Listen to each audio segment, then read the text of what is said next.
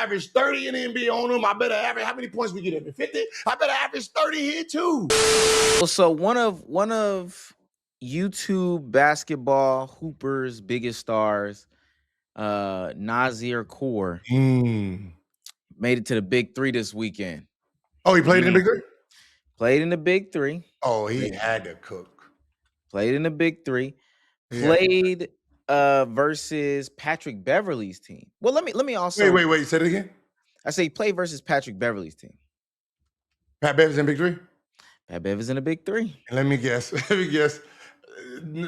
I know you heard what I just said. Let me just say Patrick Beverley guarded him, right? Yeah. I'm sorry, Nasir. That was probably a rough-ass game for you. I can guarantee you Patrick Beverley got the best of you because I know what he did. Jailhouse basketball. You know the funny thing about Pat? He don't actually have to play the style. He just does it when he's trying to prove a point. So did he rough him up? Yeah. And I want to make it clear. Nazir and the collective are on a high right now. Because Nas had played Archie Goodwin. I don't know if you remember Archie Goodwin. But he played Archie Goodwin. He beats Archie Goodwin. He beats him. So now, the community's like, "Ooh, yeah, we can really compete with the NBA players." But this is what it looked like, against Pat Bev.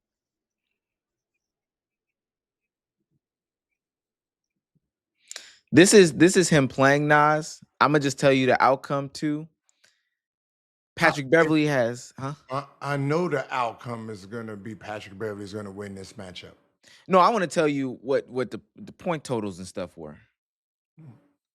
So he held Nas to only 2 points. Patrick Beverley had 17. Patrick Beverley had 17. And he kind of, he get a little bump, but none of the moves was working. They're not going to work on Patrick Beverley. He getting foul. Oh, he going crazy. And yeah, Patrick Beverley pulling out all the stops. Foul him. Yeah. That's that shit right there. That they would consider defense. He can't get no good shots off. That's Amir Johnson, though. We ain't counting that. But he couldn't get no good shots off. Patrick Beverley was, killing it from every other aspect of the game, right?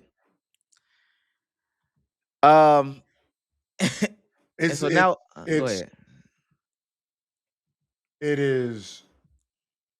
You have to really be a very strong mind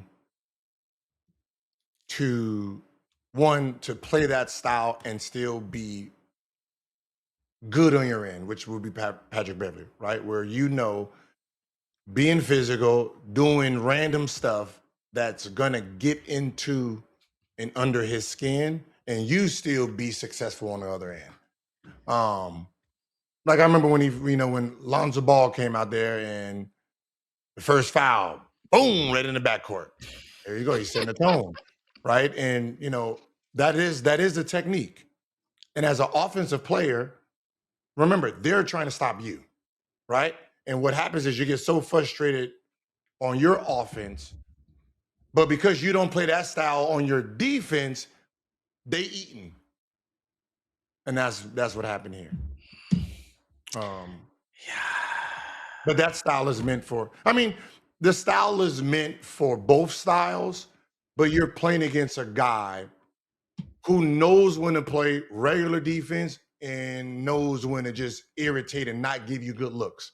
Like when he fouled you and you kept going trying to shoot, he's going to foul you again. You're not going to see a bucket going up in the basket. You're not going to, you know what I mean? But those are the guys in the NBA you foul bait. Get them out again. I don't want to get frustrated with these tactics. Little elbows, step on your foot, right? That type of game, right? And Nas, I'm gonna tell you as a scoring guy,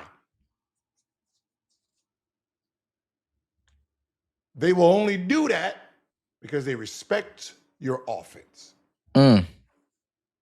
Patrick Beverley would not have played like that if he thought you was trash. So he's going to take the challenge, and he's going to see how mentally strong you are. And that's all that is, right? If he didn't think you was good enough to challenge him, you would have had about 20. Just like he had. You didn't think he was good enough offensively for you to play defense his ass at 17.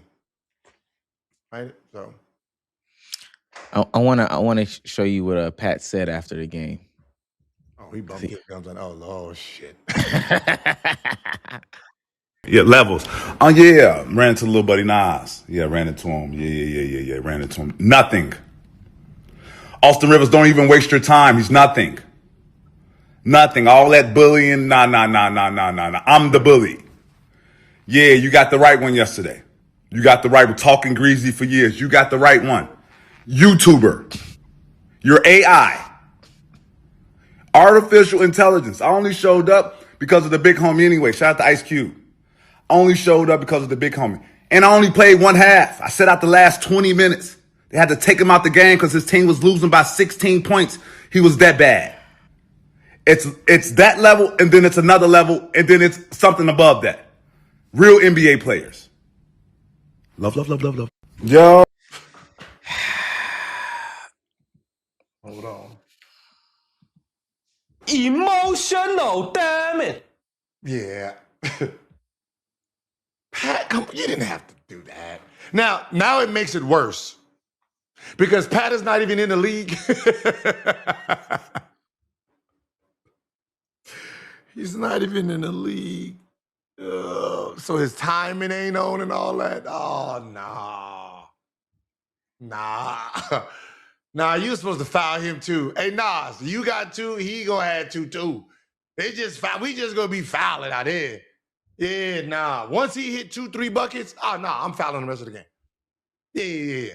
Foul. Oh, nah. You play regular D, I'll play regular D. But again, like you said, bully. He gonna bully him. As I said, it's a skill. What Patrick does is a skill. There's only a few people that is successful doing it. Dennis Rodman was successful doing it. Obviously, Draymond is very successful doing it. In my era, who do we have? Oh, Reggie Evans was successful doing it. Bruce Bowen, Bruce Bowen was, Rajah Bell, those types, right? Well, they're very great defensive players. And sometimes they're going to do stuff that just says, oh, what is that? They'll clothesline you here and there. But for the most part, right, depending on who you are, is depending on what style of game they're going to play defensively. But if their job is to stop you, then they know that's by any means necessary to a certain extent. And if you play rough basketball, he's going to play strongman basketball and then play finesse on the offensive end. Which, damn. Yeah, this is one of those. Now you see why I told Brandon, hey, don't do that. You don't weigh enough to play against what he wants to do. But that's why. But now you will understand. Now this is a great full circle moment, and I'm stealing that because it's my new shit. Because most likely whoever said it and whoever coined full circle moment won't be using it for a while. Hello. This is a full circle moment by Gilbert Arenas.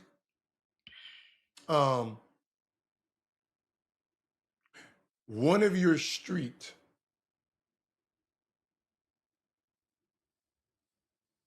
shining lights, right? The one, if you had someone try out for the NBA, all y'all will pick him, right? And he gets neutralized, not by someone who's more talented or more skilled. But physically more imposing. And it neutralized every single move that he's done worked on and his ISO work for the last 5, 10 years. Got neutralized by straight strength under rules that don't benefit his skill. And because Pat is from Chicago, and sometimes on them streets, that's the style you have to play. But also, he averaged 37 points a game in high school. So obviously, he knows how to put the ball in the basket. So it's not like he's just a brute player, but he understands your skill needs finesse. You need space. You need wiggle room. I neutralize all of that by just physical strength. And that's why I said the reason one-on-one and that style hasn't blown up, and it's a thing that everybody wants to do. The reason it hasn't blown up because you're not highlighting what people want to see. Ankles being shook, people falling out their shoes, ankle springs. You know what I mean? You know, you want that to be the highlight of one-on-one. But because you try to play this prison rule basketball defensive style of the referee calling, and you allow the stronger guys just hold, pull, foul, and we didn't see it. You got somebody holding the arm, like the dude got his back turned, you got the stiff arm pushing him out of bounds, and you call out of bounds or travel. Like, that's unsexy. Why do I want to watch a bunch of brute basketball style? That's why they all fail. Because the more talented, the Kyrie styles of basketball, the Jordan Poole style of basketball, they can't survive in that world. So now you take away all talent, and then it's like whoever can lift weights and make layups or whatever. So you take away, so there's only a few groups where Nas can do it. Someone like Michael Beasley, play any style you want. You want to play brute basketball? I can do that too. You want to play finesse? I got that too. Right? So you got a few hybrids, but for the most part, the guys who got all the shake and bake and all the keeping it so rugged becomes unsexy. And it doesn't really show the potential. Like, you remember that move? There was a move someone did that when it came out, I thought it was the best highlight, and it probably is the best highlight the Big Three has ever produced. It was I don't even know what to call the move. It was a sham god escape by Will Bynum. Mm-hmm. Where he pulled out the boom, right? Clean. No hold, no pull, no push. The move, all skill. Defense tried to guard it regular. And it was a viral sensation. Oh, well, he sham god Hezid. Yeah. Show it. Yeah, I got it. Now, if this was a one-on-one game in a one-on-one league, he would have been stiff-armed and fouled all the way to the basket. Just right here. Ooh. Boom. Right there. Right? And Mike is a great defensive player. He's not a dirty player. Now, if this was a dirty player, he'd have been clipped, he'd have been held, he'd have been grabbed, and that's how that play wouldn't have finished. And that's what I'm saying. You lose that inside of the brute basketball style. And I watch a lot of one-on-one, so I'm knowing like, just fucking fouling out here. Come on, ref. Goddamn. I think the way that I look at it is like, because you was definitely watching the and one era. I also grew up in the and one era.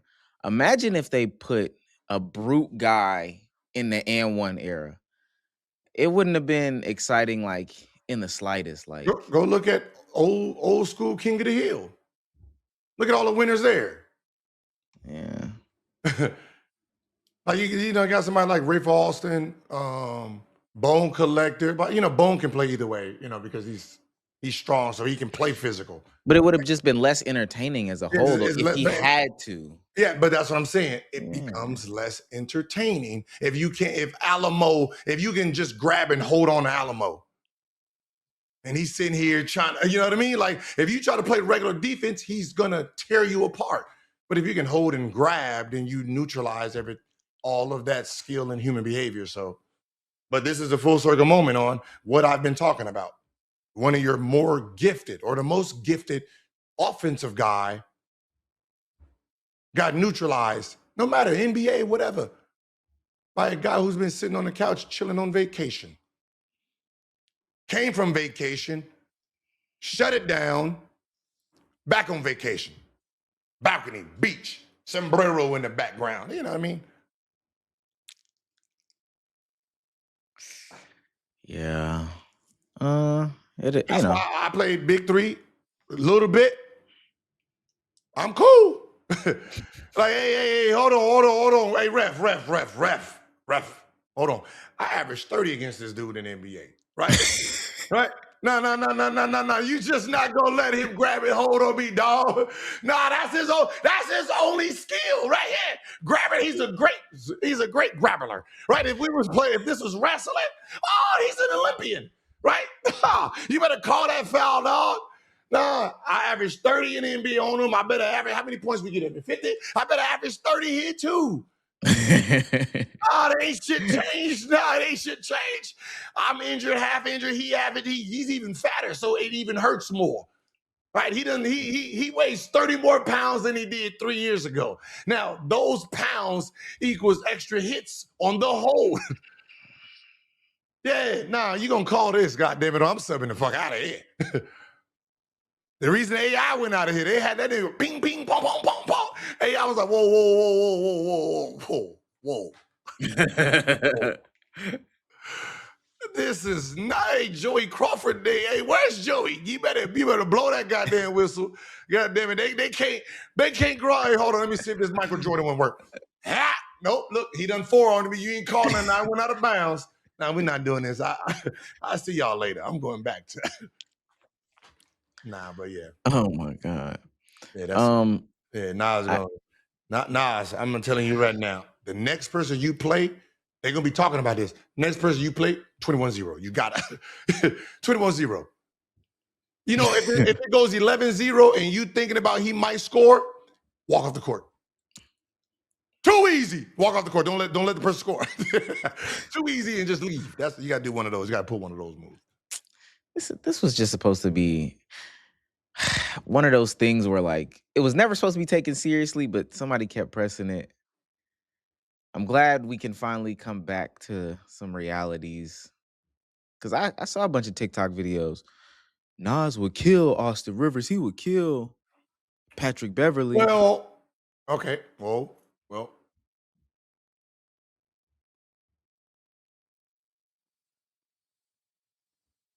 Austin Rivers, he will have a easier time scoring with Austin Rivers. Now, Austin Rivers, if Patrick Beverly scores 17, Austin Rivers like, wait, whoa. So I know what Austin is thinking, and that's why Patrick Beverly like, hey, Austin, don't even worry about it. I scored 17 against him, right? So you might have all fucking 50. That's what he's saying. But you got to think about the other side of it too. Austin Reeves ain't going to be fouling and hacking and holding and doing all that. That's not his style of play. So, you have to think about that. On the offensive end, Austin is like, yeah, I'm going to eat. This is easy work right here because this is my game. But you're not going to be able to frustrate Nas either defensively to have him all fucked up. So he's going to be more of the aggressor defensively. So what Patrick did to him, he's going to try to do it to you. And that's how that works.